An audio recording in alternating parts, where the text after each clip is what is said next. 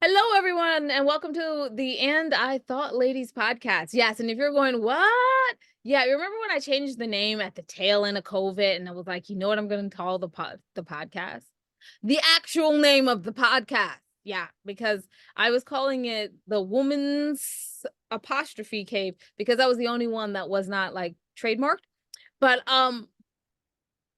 the name of the podcast was And I Thought. So I thought I would go ahead and do And I Thought Ladies podcast.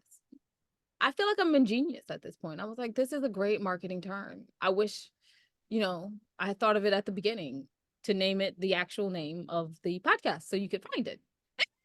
Hey, now that we have celebrated my genius, hold on.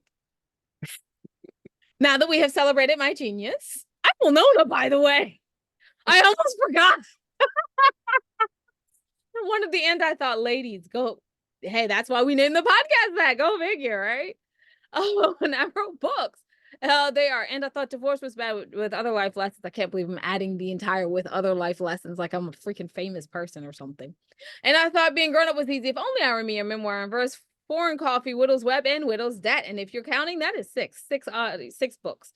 And those books are where found wherever audiobooks can be found. Yes, those are just the audiobooks. And just in case you've been around or you haven't been around for a while, you know what comes next. 17 more books. Because I write. What did you think was going to come next? Stripping? I'm sorry. That was just great. I love the inflection. Okay, I'm back. Now that I'm done patting myself on the back for that joke, that's just sad. You can find those books at www.andithoughladies.com. No, you're not here to hear about me, which is sad because there could have been stories about stripping. No, there couldn't have been because I didn't strip. You're here to hear about our wonderful guest. Wonderful guest, would you like to introduce yourself? Hello, I am Dianne Burckhardt. I am an indie author. I am also a podcaster, and I just started a new magazine called Book Banter Magazine, which is a companion to my podcast. I have 7 books out right now, and I'm working on the 6th one currently. Yay! I'm excited. You said you have 7 books out? I did a series called the Into the West Saga serial that I wrote as Stephen Burckhardt. And they're historical fiction, actually won a couple of awards. There are 7 books in this series, and I'm currently writing a book that is my medical memoir called Free Bad Haircuts with Each Craniotomy, that's all about all the brain surgeries that I had. Okay, first of all, it's a great name for a book. And then you made it depressing.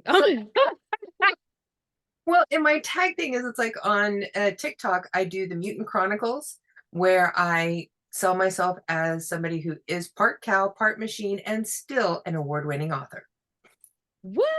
Yes. Yes, yes, yes, yes, yes. And that is great for a TikTok audience. Stealing it. No, I'm sure. I feel like your fans would be like, no, that's not you. Be like, oh, and part dye job because I am a little darker.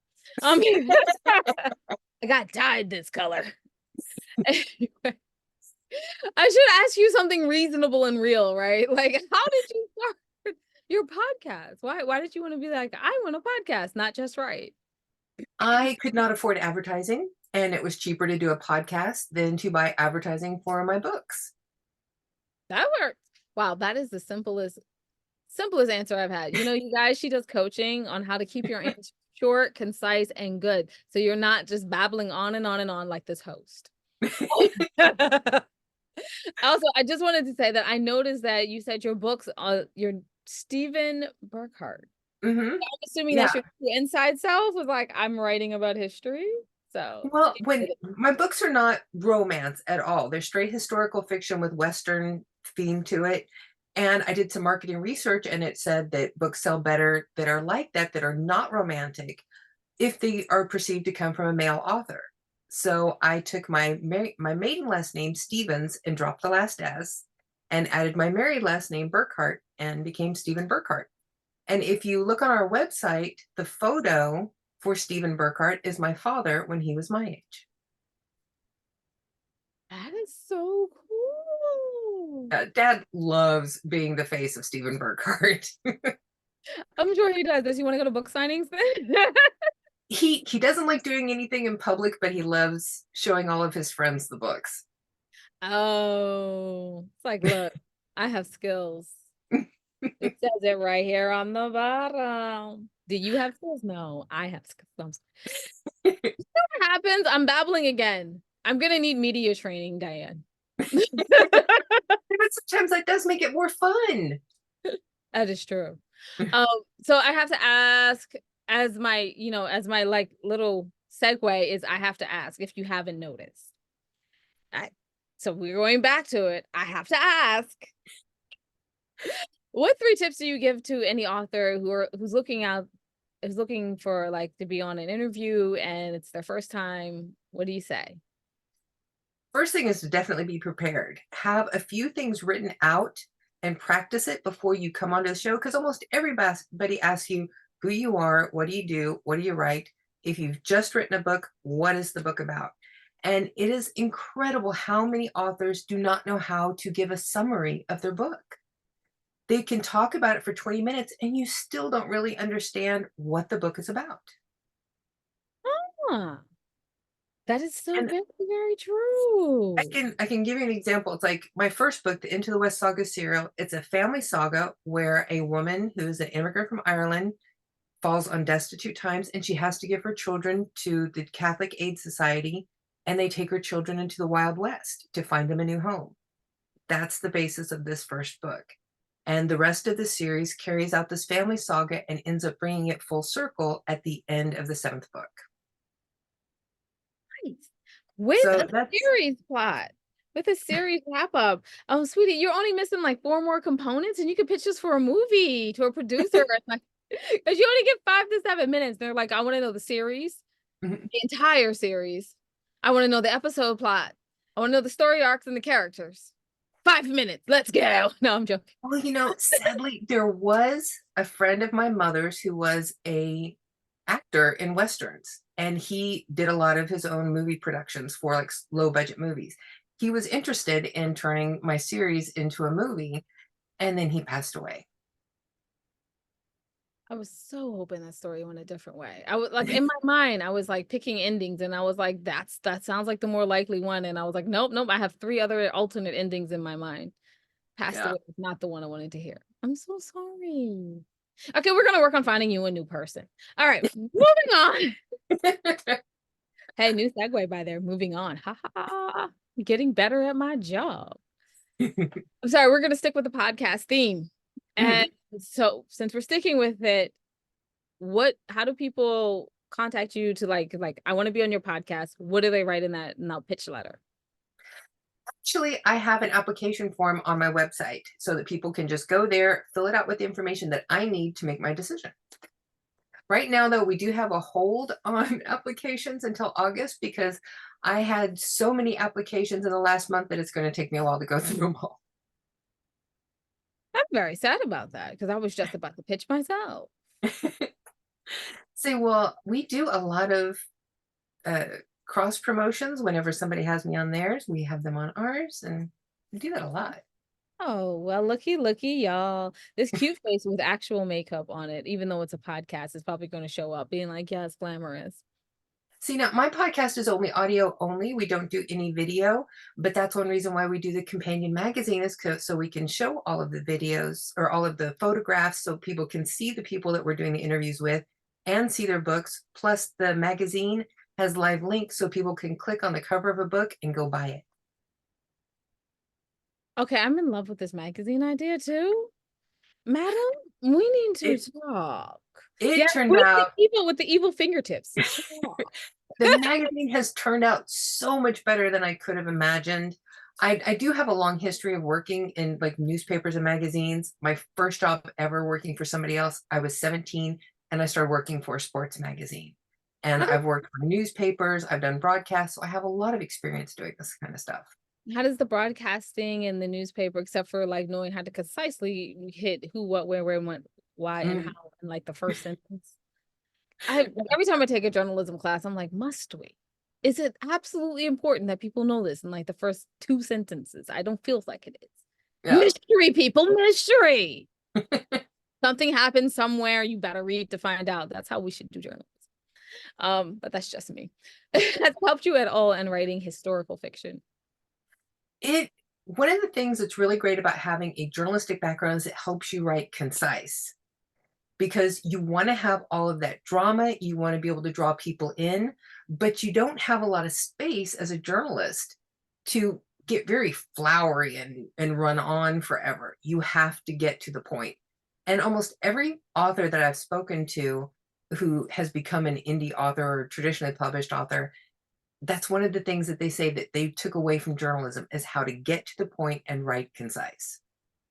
I'm a poet, so that just came naturally. Um, they were like, "Could you please make it longer? Yeah. Longer still. Still longer. Like 6 times the length." Oh, and that's chapter 1. It's like it took me years to get that down. Anyway, there was something I had in my head and it completely just fell out. Like, I'm like, nope, not there anymore. I was like, I I do that so often. I know I was there. It's right there. Oh, there was a statement I was going to say. So, like, I love reading people who had journalism as a background because, first of all, I love the speed that you guys, the tempo Mhm. of your writing. I love that. The pace. The word is Yeah. pace. Ooh, having a not so good brain day today. Um, I love the pace of your writing and the conciseness. I mean, this is why, like, out of everyone, I'm like, I like Hemingway, and everyone goes, Hemingway the guy? No, Hemingway the writing Yeah. style. I'm not even fond of his stories, just the style. Yeah.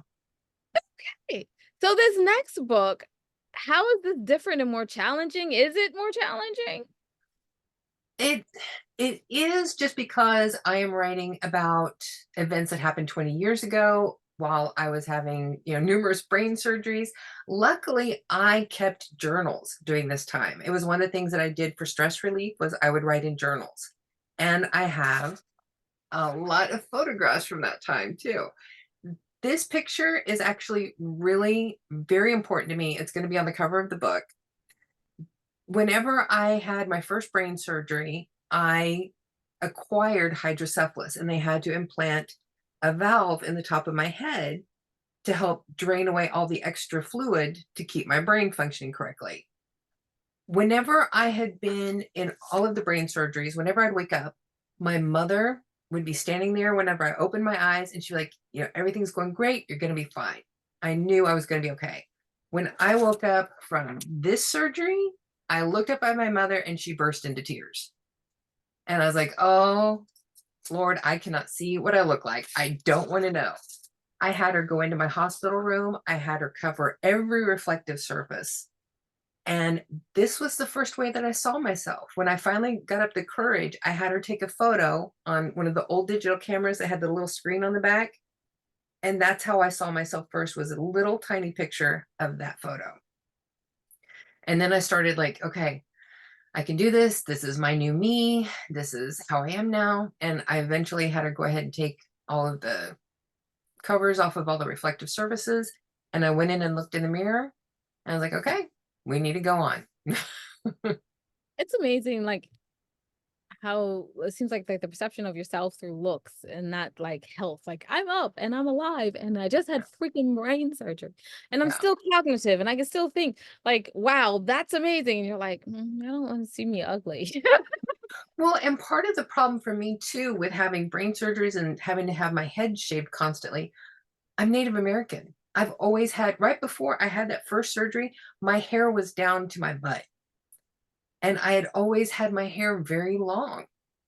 And then to have to go from that to a shaved head, that really was a hit to my personal identity, how I saw myself.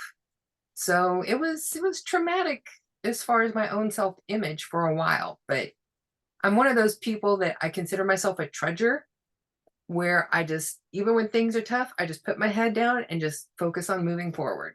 Yeah, definitely. You have definitely done that. And I can't wait to read about this journey. So where can people find out more information about you, your podcast, and your journey? I made it easy. Burkhartbooks.com. Oh my God, I'm in love with that. Yeah, yeah. This goes in your coaching. This has to go in your coaching. Burckhardt books, just boom. Yes. Yeah. Okay, And I'm it's sorry. I'm really shutting easy up so to you can find let me shut us. up so you can see it again. Oh, It's really easy to find us on any social media because you just do @Burckhardt Books and it'll pull up all of our stuff. I want to thank you so much for being here with us today because it is truly a miracle that you are here with anyone. That's Mhm. awesome. And by the way, she's an awesome gamer too. Uh, Yes. side fact, all just like in case you're looking at the chair going, oh, that's just a relaxing chair. No, it's a professionally like gaming chair. Yeah. So you got to be comfy when I'm playing my Fortnite. Yes.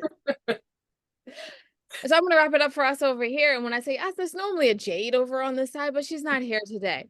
But anyway, you can find out everything your ladies are up to at www.andithoughladies.com. I'm sorry, I had to clear my throat in the middle of that, so give me a second. At www.andithoughtLadies.com. And no, that's not getting edited out.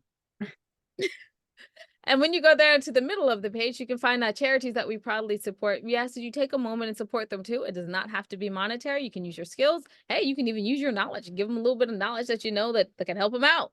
Knowledge that you know. I'm using that somewhere just because. Tongue twister. That's good. Remember that wisdom is all around you if you're open to finding it and accepting it. So peace and love, you guys, from Winona and the Missing Jade. Oh, yeah. Thanks for listening.